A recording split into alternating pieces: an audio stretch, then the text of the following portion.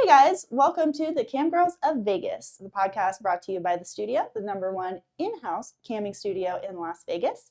I'm your host, Stella Sky, and today I am joined with Tiny Ray. Hi, Tiny. Hi, Stella. It's good to see you again. It's been a long time. Would you has. like to introduce yourself to everybody out there on the internet? Absolutely. Hi, my name is Tiny Ray. I am 4'9", and I've been in the industry for about a year and a half.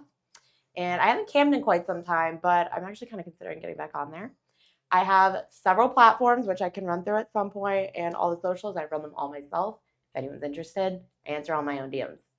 Yeah, that's such a good little rundown. You're like a pro little PR person there. I am my own PR manager. And all-in-one PR. You kind of have to be these days. There's a lot of people out there, and you got to stand out in some way, and a lot of that comes down to PR and marketing. Oh, yeah. Yeah, but I'm curious. We've never really talked about it, but what brought you into the world of the adult industry of what started your journey here?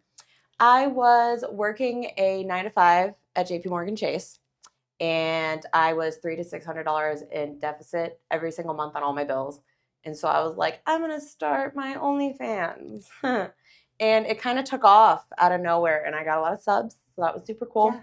And I'm really good with my money, so I had this whole savings account, and I lived off that for like 6 months.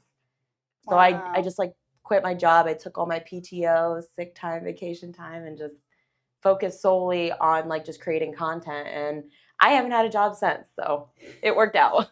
But you have a job. I mean, it's definitely work, as you were just saying, like your PR and everything.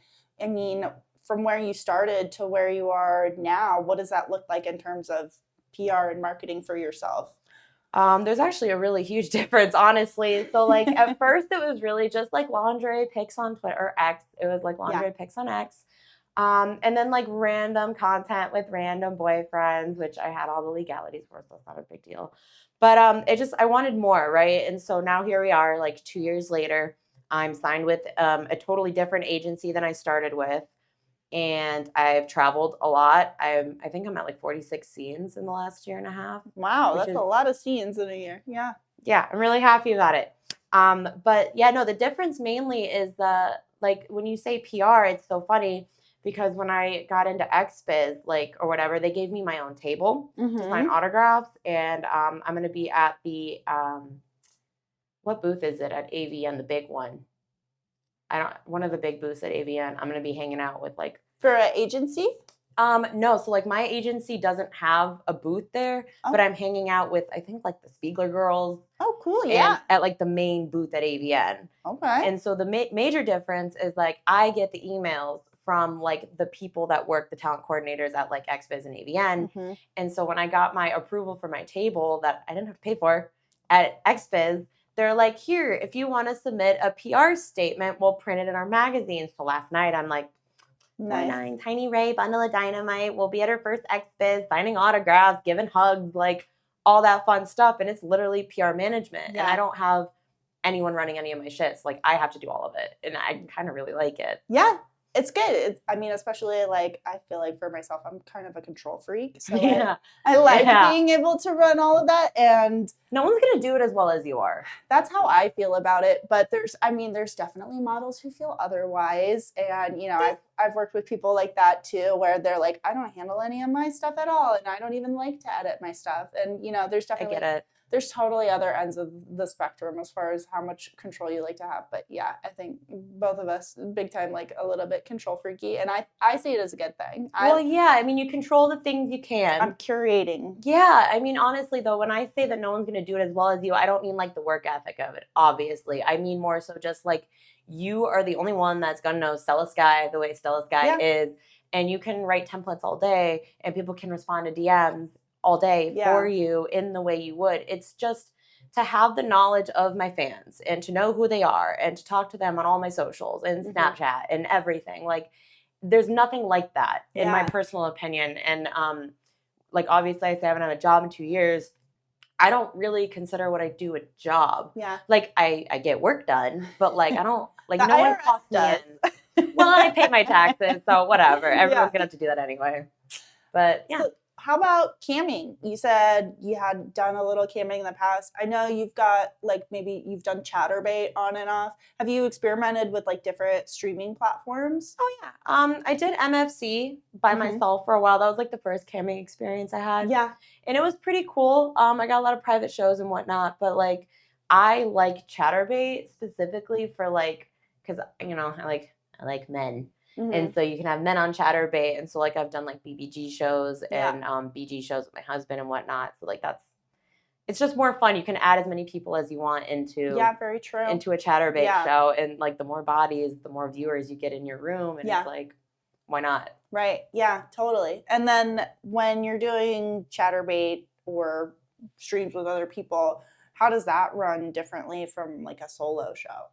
Well, a solo show is just kind of like you're just bouncing off yourself, you know? And like a lot of the times if the people you're like camming with aren't like super vocal, which like I'm vocal, so it's not a big deal. But like if other people aren't as vocal, like it's basically like a solo show, but like with other dicks around. So yeah. but it's nice. I really like having more people because like other people that I have worked with on Chatterbait, they specifically know how to engage with their audiences, and we all each have our thing up. So it's like, here's my audience, here's his audience, here's their audience, and it's just more people to interact with and like more conversations to be had. I would definitely agree. Like having, other people, it makes for a little bit more of a fun interactive experience versus interacting purely with the screen, which is, you're there for your people, but it's like a VR shoot, honestly. It's like a VR shoot where you're talking the whole time and the guy's like absolutely, yeah. Which is, I really liked doing VR because I liked, again, the control aspect. Like you're running the whole show. Dialogue, it's all up to me. There's no, like, this is, so I think if you do enjoy like curating scenes, if you like being the mastermind, camming, those kinds of things are going to come a little bit more naturally to you than if you're somebody who kind of wants to be the person that's playing off of whatever else is happening in the room. Which is cool too, because some people have like a crazy following, right? Like absolutely. Like I've worked with people that have like millions of followers, and there's nothing like that kind of exposure either. Yeah. But it's nice to know that when they all start subbing to mine, I can roll with it, and it's not overwhelming or anything like that. It's cool. Absolutely, yeah. Totally. And then you were saying you were thinking about doing camming again, more streaming again? Yeah, why not? Like I have a lot of free time these days in between like scenes and my own content, and I have a nice balance to where I'm not like working myself to death every single day. Like the machine's working, it's going. The bookings are coming, the subs are coming, the followers are coming. It's fine. Yeah. So like I was thinking, like, why not? And would you do it solo adventure with like guests on? Whatever.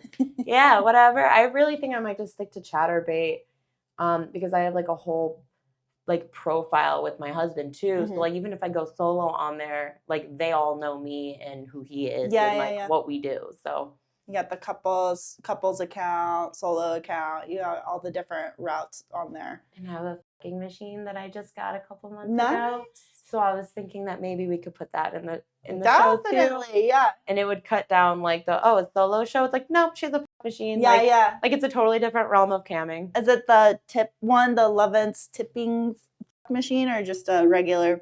I think it's just a regular one. I don't think it's a Lovense one, but they're all good, yeah. But I can just like watch the tips roll in and turn it myself. And totally. Nobody's even gonna know. Yeah. And, like I'm not gonna cheat on it. Like I enjoy that. So cheat on the machine. That'd be so horrible. They're just like, I tipped you, make it faster. I'm like, it's going. It's going. That's as fast as it goes. I don't know. Yeah, I'm not gonna do that. I'll definitely give the people what they want. Wow. Yeah.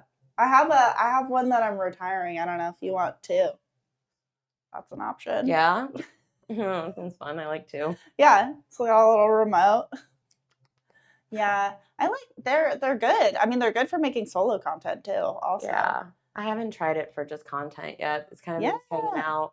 I have like a few other ideas I've been cycling in. And so I'm like, next is probably going to be the fuck machine when I like run out of ideas. Yeah, totally. It's my backup plan. Yeah. How about as far as it goes, like it's November now. We're getting into holiday season. what do you have planned as far as getting into? I mean, I feel like Halloween through Christmas is some of the busiest times of year in terms of people buying content. Like It can be. it's there the holidays, I think there's like costumes, it's more fun. People are buying gifts. I don't know. There's just tends to be, I feel like I notice elevation in purchases, but also as far as marketing goes, it's like, Oh okay, we're yeah. gonna start pushing out like, hey, we're gonna do Halloween content. We're gonna do Christmas content. Do you Yeah. plan around holidays? Are you like a seasons planner? I need to be. Like everything else runs so smoothly, like a Yeah. well-oiled machine. And for whatever reason, holidays are where I always drop the ball. But it's like I can't even really say that because last Christmas I did like a Santa's Little Helper thing. Yeah. And then for Halloween I did like a clown thing. And that was cool because I've never done like costume makeup before. Yeah. And it looked really cute. So I Yeah. was really excited about it. But like for Thanksgiving, maybe it's just hard to like do content like around food. Yeah, I don't know Like about it's useless. Thanksgiving. Yeah, but like it's a A huge, pilgrim. maybe that's not a bad idea. A pilgrim with like the shoes and the belt on the hat. Yeah. And the little It's like a bonnet. well, I was thinking the berries and cream boy. I'm a little lad who loves berries and cream and he's got his little bob. I haven't seen that commercial in a He's while. in a pilgrim outfit, right? I feel like he's like, cream. yeah, and he's got his little, so I'll just, you just like bob your hair like this. Yeah, and then you can be a little berries and cream pilgrim. Cream. Actually, I mean, you could. I mean, I was Peaches being, and cream. I was being funny, but it could come all the way around. Yeah, peaches and cream, whatever. You could do that. Not Yeah, a bad idea. Holiday stuff. So you did a Santa's Little Helper last year. Okay. Yeah, like was it like I forgot the name of the title, but it was like Good Girl Naughty List or something, I think is what I called it. And I was like, I'm kind of proud of that, Absolutely. Getting your name on the naughty list. And yeah, but in a good way. In a good way, exactly. By making content out of it, of course. Yeah. Of course, if you're going to be on the naughty list, you might as well be filming it. Maybe. Could do like a Mrs. Claus thing. Mrs. Claus. I mean, I did Elf last year, and it's like I got married this year, so I was thinking maybe Mrs. Claus. Oh yeah, absolutely. Mrs. Claus gets Santa a present. Does Santa get presents? I don't know. I have no idea. Yeah, somebody's got to get him something. Oh yeah, and it's Mrs. Claus's job to take care of Santa 100%. For sure, I like it. So, what other things you're saying? The holiday stuff. Maybe a little bit of a struggle. Are there other things that you've had to overcome as far as barriers for success? Yeah, I mean, I wouldn't even necessarily say they're barriers because like everything happens for a reason, right? So like I've had 46 scenes under my belt, and I was with 101 modeling for the first year and a half I was in the industry, and I just recently left 101 modeling, and I got with Elite Talent with Scotty. Mm-hmm. He's amazing. He's friends with everybody. And I'm looking to get booked by the companies I've been wanting to get booked by finally because they're seeing me and he's pushing me and sending me screenshots like, book her. And it's just me on the list. You know what I mean? Because I'm not one of the only girls here in Vegas. So that's pretty cool. So I foresee within the next like couple weeks, max after the first of the year, that some of the real bookings are going to start coming in. That's great. Yeah, I'm really excited about it. And start working some of those bigger studios. Is it something where you would want to be signed to a studio? I don't know. I haven't had the opportunity to even consider it yet. And I'm a very present in the now kind of person. So I'm more just like, I'm not even really even thinking about like the awesome bookings I might get after the first of the year. I'm over here like, I'm on Stella Sky's podcast for the Cam Girls of Vegas. You know what I mean? Like, that's what I'm doing today. And like this morning I made eggs. So like, that's like kind of the vibe I'm on. Cause like, if you end up like going backwards or forwards too much, like you don't work your ass off that day. Mm-hmm. Yeah, you'll like, wallow in it.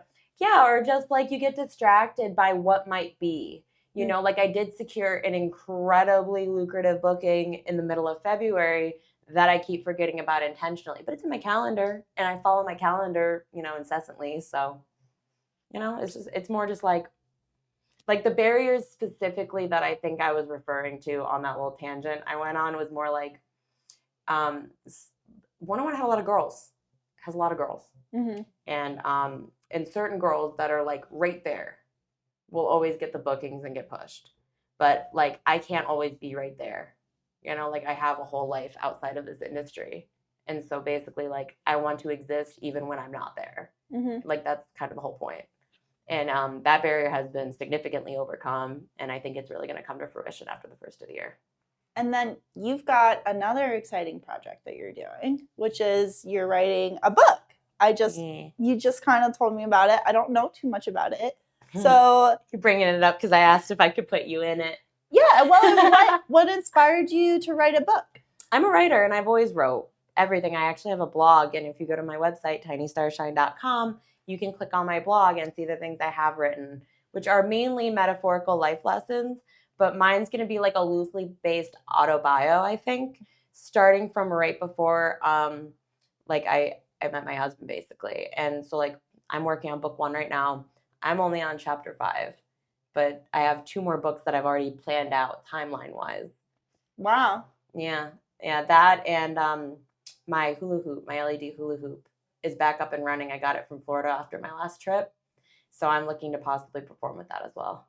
Oh, nice. Got a few projects going. Absolutely. I mean, there's a big like acro and aerial and flow arts community here in Vegas. A lot of fire spinners, burners, people of the sort, people that are doing Cirque du Soleil type stuff, you know? Someone commented Cirque du Soleil on one of my reels on Instagram too. Yeah, absolutely. It's a big community out here. So that's a good thing to get into when you're in Vegas. I think you'll find there's a good little niche of people and even like gyms and stuff where you can train that have like hoops and stuff like that. Oh, well, yeah, but see, like I've been doing this for 12 years. Like this isn't like a new hobby. Like I've already I've already been like signed by entertainment companies back in Florida, and I used to travel with DJs and perform at clubs. Yeah. So I'm really just more like I know the community because they're all friends with the people that I go to my pole studio. Yeah. Mm-hmm. And they're all like hula hoopers and stuff too. But yeah, like you say fire, I'm not a big fire spinner. No. I honestly, I tell people I'm like LED all the way. Yeah. Like light shows are my thing, not fire. No, I'm not the fire. I've definitely like played around with the fire, but it scares me because I don't want to like, you gotta like be careful. I don't know, it can singe your hair and stuff. So I spun fire pole once. And like I didn't burn myself, but like I was red.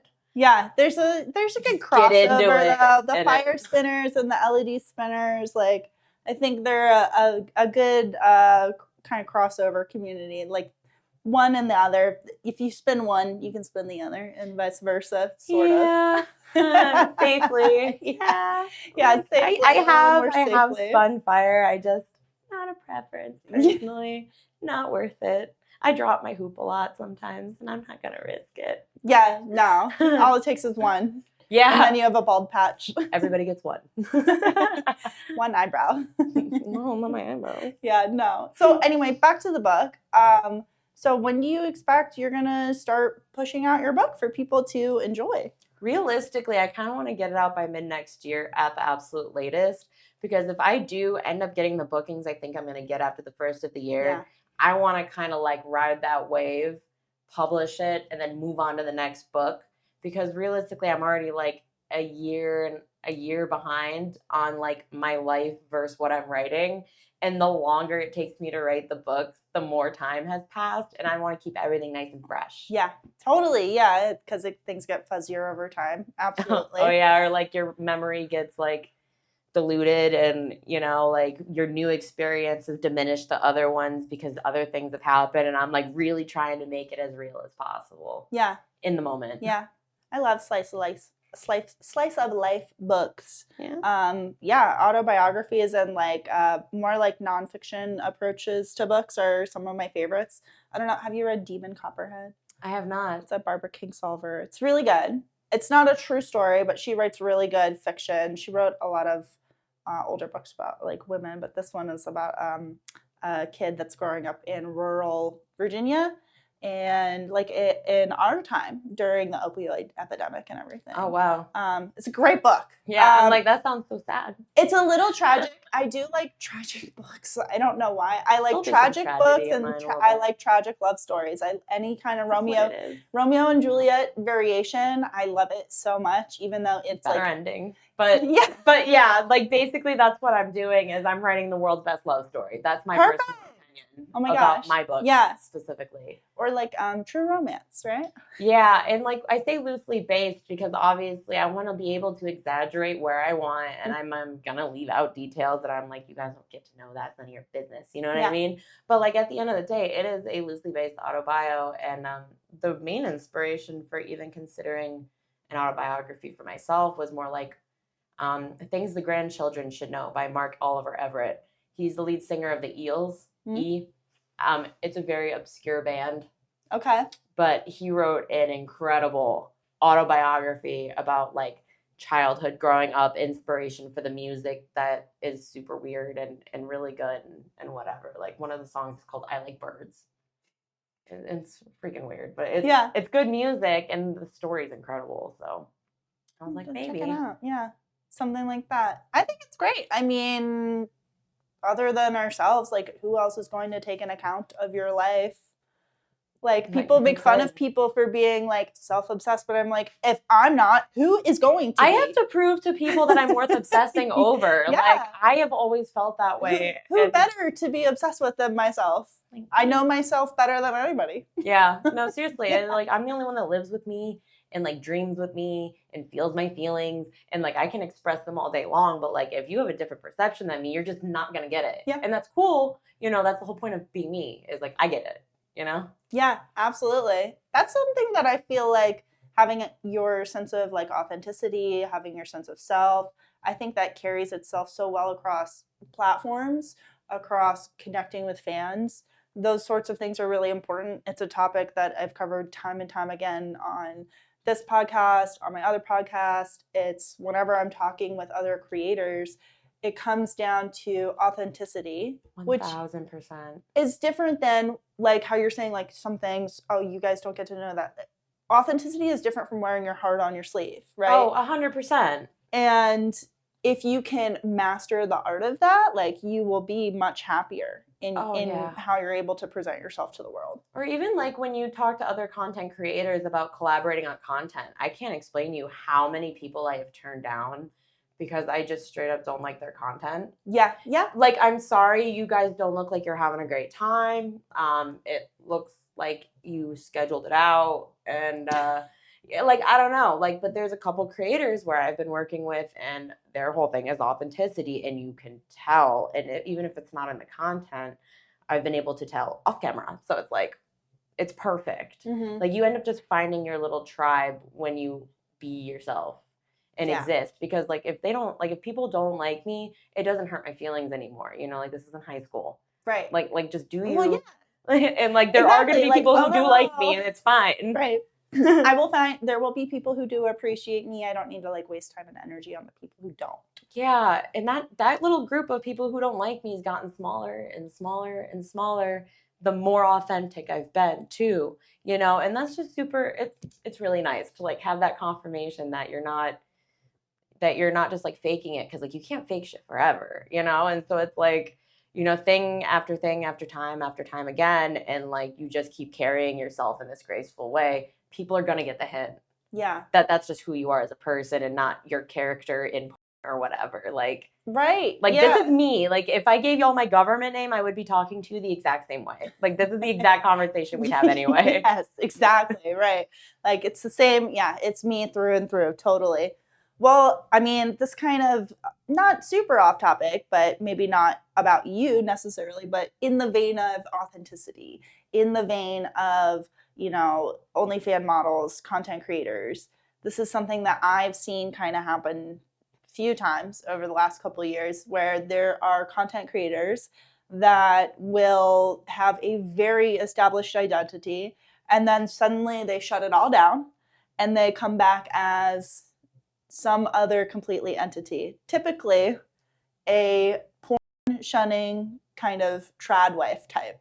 Yeah, no, see, there are really hot ways to take kinks and like so here's the thing. I think trad wife would be super hot. I've actually had a few ideas of things Yeah, that as a married woman. well, yeah, and like here's the thing, like I am a really good wife. Like I will seriously make dinner and or a salad if he's going to make dinner, and like I will blow you while you're doing dishes. Like there are ways to not shit on what other people are Yeah. doing while also enjoying the things that you agree with, right? So like I don't mind being a traditional wife at all, but I'm not, I'm a Yeah. but I can act like one in my home with my family. Like, Right. there's nothing wrong with that. Yeah. So that's definitely not going to happen on my behalf. But like, and I actually haven't seen any specific examples of anyone who's done something like Oh that. God, I Thank could show goodness. you. Like I don't know what's up with my algorithm, Yeah. but everything's pretty much like whatever. Or like a recent idea I had, and I don't think I'm gonna get anyone to be able to do this with me. So I'm just gonna throw it out there because people are like really diehard about their opinions and stuff. So like I had this idea to like masturbate while someone who voted opposite of me tried to convince me to vote like them. And then when I come, we fuck. Like that was, and I was like, honestly, dude, like any of the most controversial topics are always going to be the kinkiest things. Yeah. And nobody wants to do it with me. And I'm like, eh. Okay, with that, how do you feel about where porn is going to go now that we're going to head back into a more conservative Republican presidency? How do you see that affecting how porn is going to be going? Oh man, so here, I'm not going to say anything determining on either side. No, neither either side, right? But how is this going to affect the business, I genuinely believe that us small business owners will be fine. That's all I can really say on that topic. I genuinely believe that we're going to be okay. I think my prediction is, as is most typical, the more conservative a culture is, the more curious people get. Yeah, and the more like the government might be conservative, but the people really that's what might I'm not saying. be. You know what I mean? I have a thought that what is going to happen is there's going to be an uptick in sales of kink, of all of the stuff that is alternative, taboo. Yeah. I think that kind of stuff is going to actually increase because I think a lot of people are concerned all of them about on both sides, all the conservative and the very liberal ideas of what that even is. All of those kinks are going to have an uptick. I personally believe that. Like, no one's gonna like be okay with porn being gone. Like, you want to see the country revolt. You know what I mean? Like, take away their sex work. I'm not worried about leaving necessarily, but I'm like, okay, how's this going to affect like the landscape? Because there will be changes, right? I've heard older stars who've been in the business for decades where they said actually, during Republican presidencies, I've made more money off of selling porn. I believe it as well because I started thinking about like, okay, well, when things are stricter, people actually rebel more, or think, like what is it? The when they got rid of the alcohol. Exactly, prohibition. Right. And then there were all those speakeasies. Like, I'm telling you right now, like, no one's going to get rid of the porn because then you're going to have in-person porn stars. Like, no one's going to lose their business over this. Right. No one's going to let it happen. So, I feel like the move is like, to, if you've got something more I can't talk tonight at all. Subversive.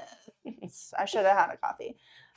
If you have something more subversive, or if you have something that's a little more taboo, don't think that you have to go out there and like, do something that's not okay and outside of your boundaries. But if you have those things, like, I feel like now is the time to advertise them.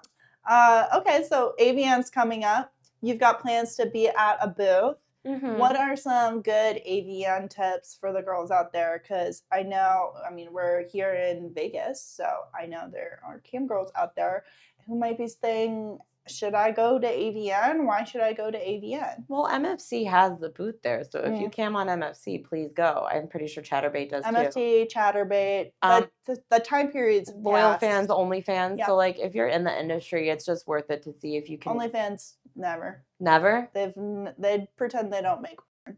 Oh, well, even if they're not there, you have, honestly. Fansly. Yeah, they have Loyal fans too, I think actually might be going. But, like, Loyal fans is always there. But, like, in general, whereas, like, even when I wasn't getting booked mainstream crazy, like, I still went to AVN And I really only had my OnlyFans. Like I hadn't set up like my ManyVids or my clips for sale or any of my other pages yet. So like at the end of the day, if you want your fans to see you, advertise that you are going and make sure they know you're going and talk to them. But like, again, you know, if you don't run your own pages, make sure you have your management team tell you who will and will not be going, because your fans will tell you. I have many fans who've already reached out and been like, I'm coming, or I wish I could. And I already know, like, check them off the list and whatnot.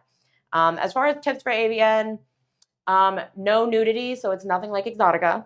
Whereas Exotica, there's a lot more leniency on your outfits and stuff. Like you can't show inappropriate things. And make sure you get high quality photos to sign, and make sure you express your boundaries to your fans, because not everyone has the same boundaries as me. I'm like for $5 you could pick me up and hug me, and they're like, hell yeah, here's a tip. You know what I mean? And other girls are like, don't touch me. So make sure you're just super clear about your boundaries. Otherwise, the fans might run off what I'm saying and treat you that way, which that's on them, not me. But like, yeah, that's really the best tips I have. And make sure you wear comfy shoes because you will be walking around. And just network. Networking is super good, because even if you don't end up planning on working with someone, leaving a good taste in their mouth is always a good thing to do. Yeah, have something like a QR code where people can easily, here's my link page. They can scan it really easy, because you'll meet a lot of people very quickly. It can Save get your hard. business cards. I saved all my business cards from AVN last year, and I'm actually considering putting them in like a fishbowl, make it super kitschy in my room. I got a Rolodex. A Rolodex? Oh my god, that's so cute. I had to special order. It's the 90s. I had to special order. They still make those? Okay. I used to have one when I was younger. Yeah, I wanted that experience. And I found a purple one on Amazon, but not before I had gone to a store in person where I was like, surely...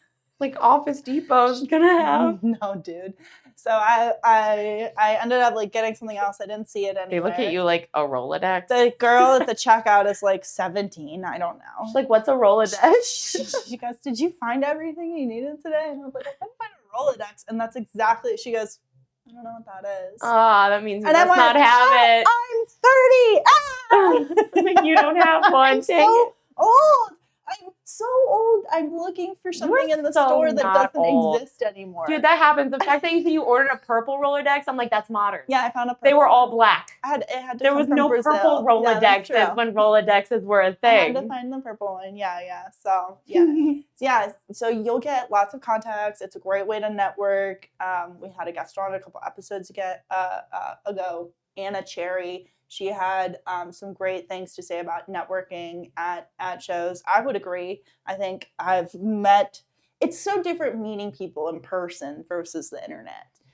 And you never know I feel like on the internet, it's also a lot harder to get into contact with people versus you meet them. Hey, you guys right here. I think it depends on the people who are communicating, right? So like between me and my fans, like, online or in person at AVN, everyone says the same things to me. I mean, like other creators, right? Like there might be creators that you want to work with, and sending them a DM on Instagram, they might not even check their Instagram DMs. Like there are things. There are people that there are people that don't because they're so big, and sometimes it's useful to be able to get them to meet them in person. Like there are a lot of people who mostly run through TikTok who are large. Like Isla Moon is one of them. She's amazing at doing her TikTok marketing. Her whole thing is she does like ice fishing and stuff like that. Oh, that's cool. She's very outdoorsy. That's kitschy. That's like niche-y. It's very cool. But she's got such large social media accounts and presences where it's like, she's got 10 different TikToks that she's sending TikToks I see what you're saying. You know what I mean? Because I only have my 26.7 thousand, right? I don't have millions. Right. So like, but I check all my own DMs. She's got 5 accounts. Not everybody does though. Yeah. I definitely don't check all my DMs because sometimes they are horrible cesspools of scammers, spammers, and management agencies. I block them. Well, that'll future tip. That'll mess up your algorithm. Just don't answer them. Why would it blocking somebody? Look it up. Blocking and muting people who are either communicating, liking, retweeting anything in your industry Mm, will 1000% throw you out of the algorithm. interesting. Yeah, do your research. It's online. You can look it up. I Yeah. promise. Like, the only reason my following started going back up is because I unmuted and unblocked all the people I don't want to see. But if you just don't interact with them and interact really, really hard with the people you do want to see, they will disappear off your universe. Interesting. I I mean, promise. for me, it was more about like, especially when it comes to management agencies, since a lot of those people are scammers, I just don't want them to have access. Like Instagram, I'm getting contacted by them, I'm blocking you because I don't want you to even be able to be aware. Like, go look at somebody else. Don't even look at my shit. Yeah, I guess. I guess it's just a Yeah. personal preference at that point, because I usually DM them back and I'll be like, no, thank you. I promote authenticity. So I respond to all my own DMs. Have a good Wow. day. Wow. And they're all like, thank you for responding. And then they go about their evening, and I've never heard from any of them ever again. Yeah. So it's a personal choice. I guess I'm not going to tell y'all what to do. It's just Yeah. letting you know Absolutely. that muting and blocking 1000% messes up your algorithm. Interesting. I'll have to look into that for Twitter stuff. What other algorithm tips do you have? Oh God, on the spot. Like, that one was super in the moment. Algorithm wise, interaction is huge. So the more you interact with people, the more they'll see your stuff. So like, even if you're like, oh, that's my friend, and you keep scrolling, you and your friend will no longer be friends online anymore. Like, not like friends, the technical term of friending somebody, but literally, like, if you tell Twitter that you don't like their post by not liking their post, Yeah. Twitter will stop showing you their things. And if you're not liking their post, they'll hide your post from them because they're going to assume you guys don't like each other. Interesting. So genuinely, you have to network 24/7. If you're going to scroll, like things that you like, it'll change the algorithm of your socials. I like that. By a lot. Like things that you like. Yeah, tagging on Instagram and using viral sounds, but those are really common ones. And those don't always work either. You know, it's more just, it's a lot of it's networking, because I've gotten a nice uptick of followers on Instagram from like photographs and game shows and podcasts with Charlie Classic. And he's such a sweetheart that he'll just like retweet and, you know, like, and whatever, all my stuff. Like, he knows how all that stuff works. Yeah. And he's given me a lot of really good tips about that stuff too. Yeah. Find other people in the community that are doing a good job. Or that you vibe with specifically. Because like, if people are doing a really good job, that's their job, right? But if you guys connect, you can do the same good job together. Like, the algorithm is really heavy on being friends with people. So you just really have to show support and tell them that you like it. And then they'll be like, okay, we got it. You like that person's post. We'll show them to you all the time. Yeah. And it helps a lot because I have a lot more creators and stuff liking my stuff now instead of just fans. Yeah. Which is how it was for like the first year and a half. It was really just my fans that were like 30 likes on an Instagram picture. And I just got my first picture over 1,000. Oh, nice. Which I'm really proud of that number. Yeah. Okay. Instagram's a pain in the ass. So yeah, Instagram, oh my God. And it's like every month you have to go in and appeal shit. Like, it'll be the same stuff over and over. I'm vanilla on Instagram. I'm vanilla on Instagram. I have to be vanilla on Instagram. Yeah. I lost my first one after I hit like 2,000 followers and I almost cried. Yeah. And I was like, no, not my Instagram. Yeah, Instagram is, I mean, all of them. And then there's, you know, to go with the scammers and stuff, part of the reason I block people right away on Instagram that approach me is a lot of these guys that will be like, oh, if you ever need your account like unbanned or something like that, right?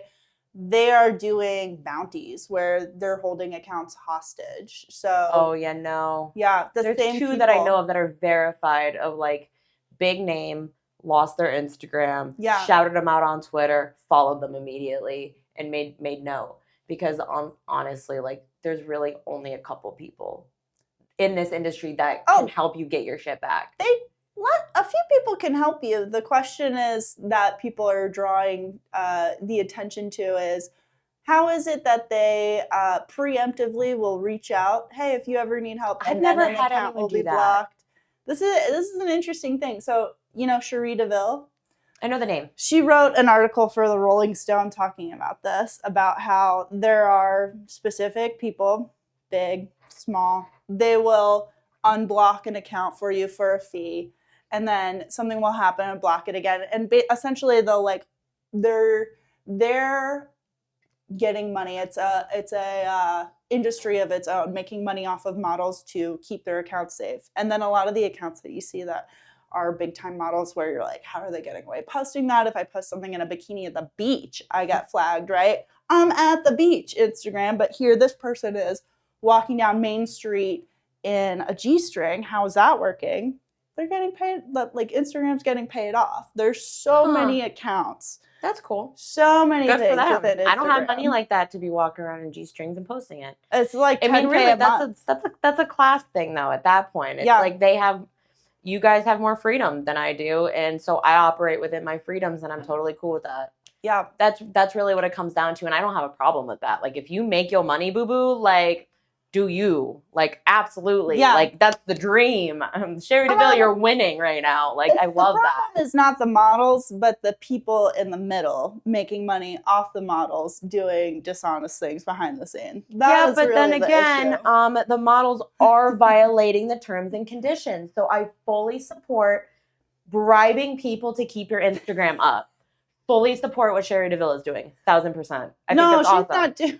Oh, I thought you said that she was the one walking around doing stuff like. No, Sherry wrote the article exposing this this scam that's going on. Yeah. Oh, I'm like, I mean, that's the thing about systems though, and the way things work is like people are always going to take advantage of things when they can. Absolutely, right? And I fully support that. Yeah, I do. Yeah, like at the end of the day, if you make enough money to pay off people to get your Instagram from getting banned, like that's awesome. Yeah. I can't do that. I have to be very careful on my Instagram, which is Tiny Starshine 2.0, by the way. Yeah. That's my Instagram. But yeah, no, seriously, that's cool. I can't do that. No. I don't make nearly enough to bribe anybody.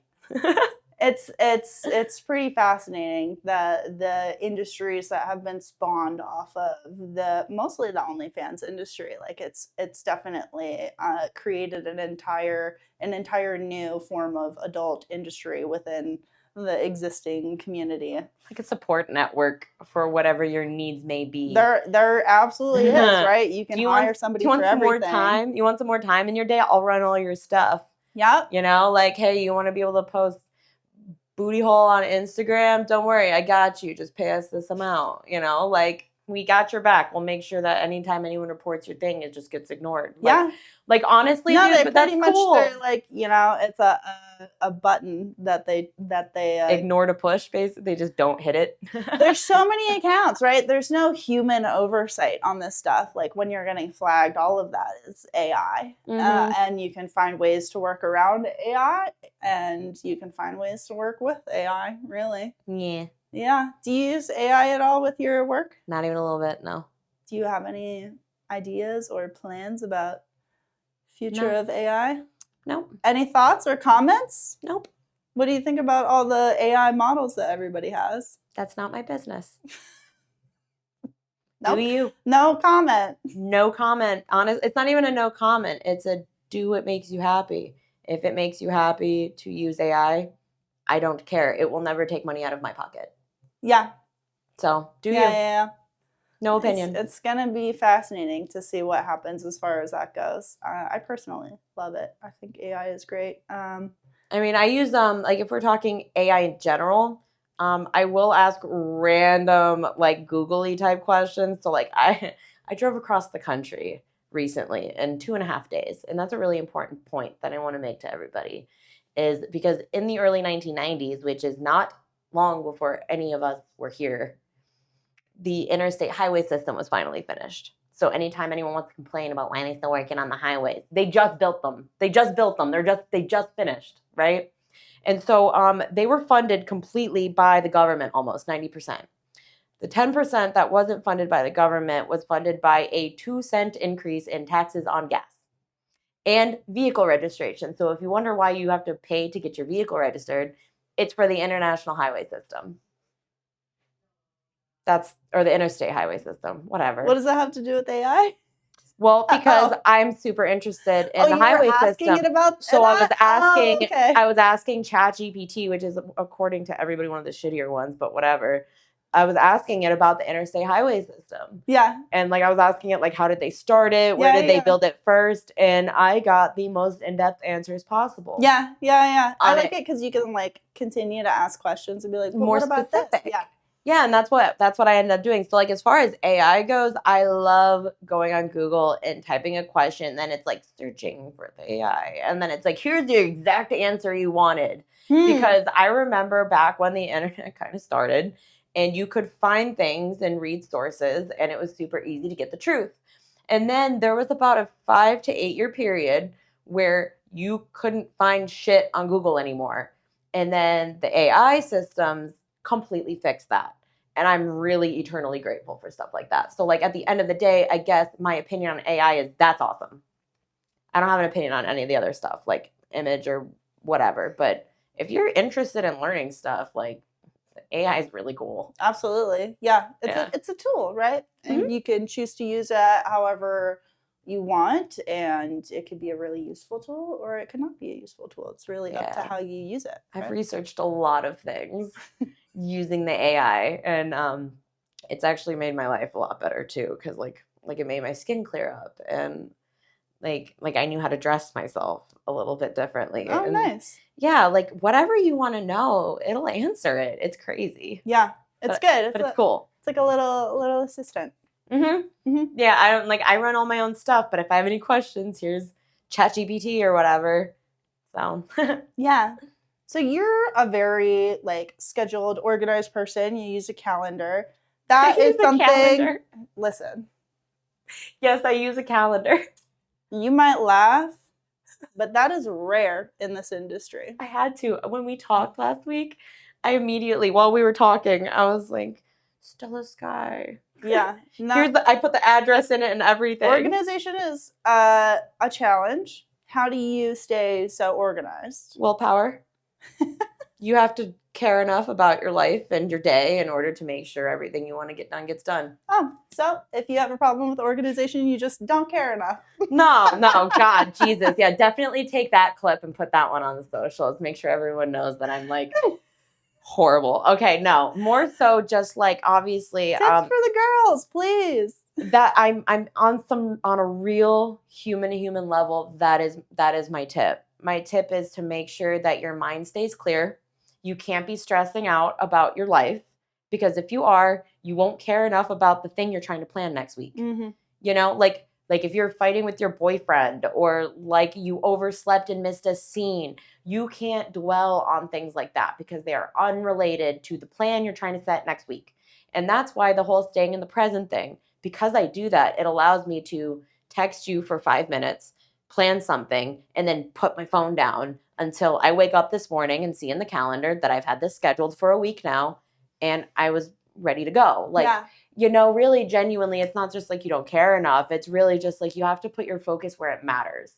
And my focus is in not remembering a bunch of stupid things when I can just put them in my phone and keep track and be like, okay, on Tuesday I got Stella. And then 3 days later I can be like, on Tuesday I got Stella. And then Monday night before I'm going to bed, what do I have to do tomorrow? Oh, tomorrow's Tuesday. I have Yeah. Stella. Like it comes in 3 times a week instead of every single day trying to remember, oh, I have to go to Stella's on Tuesday. I have to go to Stella's on Tuesday. All day, every day. Yeah. Like clear your mind.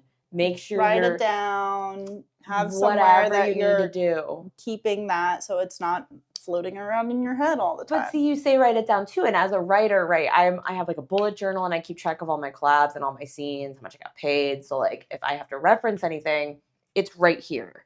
Right? Like my savings account is even drawn out in my bulletin journal. But I'll tell you right now, nothing beats pulling out the thing you do your job on and looking. Yeah. Like I had to stop using a physical planner because it added time to my day. Yeah, no. I had to stop and it made me so sad. I know. I'm a writer. I know. I like writing it down. Highlighting and Yeah. color coding. What like kind of placates me is like I will make lists and then I do that too. Then the lists go on into the schedule as according. That makes sense. I do that too. I can't not write in my notebook. If I don't have something to cross off, it's not or like my the dopamine rush of like I did it. Yeah, the in between is my iPad that I have, like where I can like write it down, and I have like the digital journal. Which I need one of those. It's nice because that way you can write stuff down, but it's still like it's on my iPad, it's on my computer, it's on my phone, it's still synced. Because the issue with like the written schedule, of course, is you have to always have it with you. Yeah, which I'm not bringing my notebooks everywhere. Like, Right. I'm not in high school. I have a backpack. You know what I mean? Like, I always have my phone though. I mean, could be a look. I had a little tiny backpack, but then I just kept putting too much stuff in it, and it was too heavy. So like, I have my cute little purse now with like my lip glosses and my wallet, and like that's it.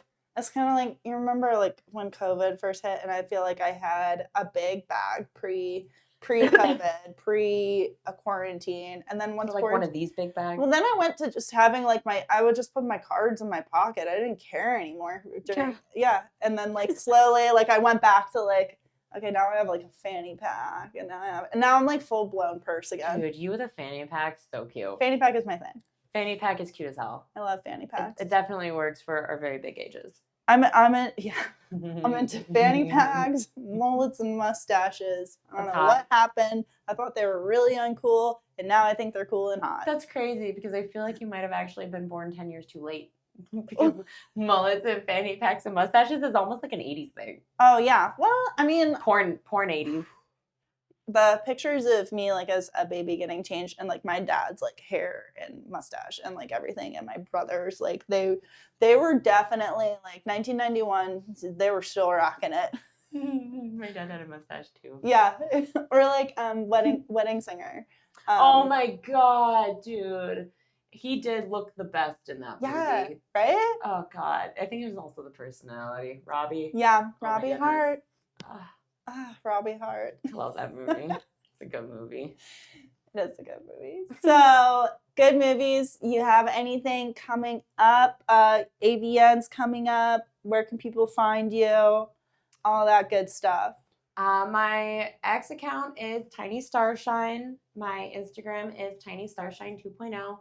Am I allowed to drop the OF link? Yeah, why not? onlyfans.com/Tiny Starshine VIP. And I don't know when this is going to drop, but I will be keeping my page on a 25% discount through AVN at least.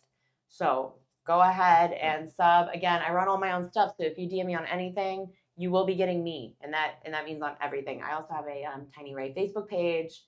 And I have a few other Instagram accounts. I think one of them's Tiny Spinner, and it's for my hooping content. Nice. And then I'd originally had my Tiny Starshine Instagram that got deleted, and I cried. I turned it into a faceless Instagram account. So I got it back, Tiny Starshine. And then, yeah, check out tinystarshine.com. You can chat with me on there. I'll get a direct push notification for that. I do have a lot of my notifications turned off because you guys love me so much and I have other stuff to accomplish. But when I do set aside time for my day, I do respond to everybody. Yes, even spam and scams and the OnlyFans management and people that are like, oh, you're like BBC. I'm like, yeah, I'll respond to everybody. Yeah, that's me. So tinystarshine.com, you can find literally all of my links on there as well, so it's easier to find. Awesome. Well, thank you so much for coming on and chatting about all the fun stuff going on in your life. It's good to hear that you've had so much happening in the last year and you've got things to look forward to. I love that. Thank you. It's good to see you again. Yeah. I feel like it's been a really long time. Like a year? At least. At least a year. Yeah. I think at least a year because it was like last fall. It's funny, it made me pull up the scene because I was like, maybe I'll make a re-edit. I was actually thinking of cutting it up. And yeah. Because that was amazing. It was, and it's also like, it's so long. So I'm like, I feel like it's going to be, anyway. 60 minutes. Neither here nor there. So thank you everybody for listening. I'm your host, Stella Sky, and this has been King Girls of Vegas. Dope. Cool beans. Chill again.